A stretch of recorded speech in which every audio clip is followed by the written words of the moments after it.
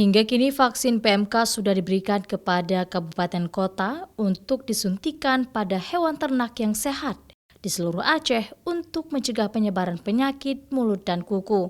Dari data Dinas Peternakan Aceh menyebutkan tahap pertama vaksin PMK dikirim ke Aceh sebanyak 1.600 dosis ke 6 kabupaten. 1.100 dosis vaksin PMK diberikan pada UPT di Indrapuri. Sedangkan pada tahap kedua sebanyak 23.100 dosis vaksin juga telah didistribusikan kepada seluruh kabupaten kota di Aceh. Sekarang tahap kedua telah datang vaksin 25.100 dosis untuk 23 kabupaten kota dan telah didistribusikan. Terhitung dari tanggal 20 Juli 2022 total kasus sakit yang sisa sakit ya Pak 8.622, sedangkan yang telah sakit 38.917 total sakit. Sementara yang sembuh 29.990.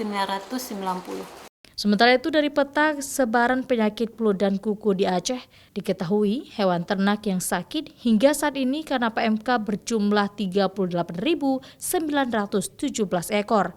Yang telah sembuh sebanyak 29.990 ekor, potong paksa sebanyak 51 ekor, mati 254 ekor, dan sisa yang masih sakit sebanyak 8.622 ekor. Mustajab, Kompas TV, Banda Aceh.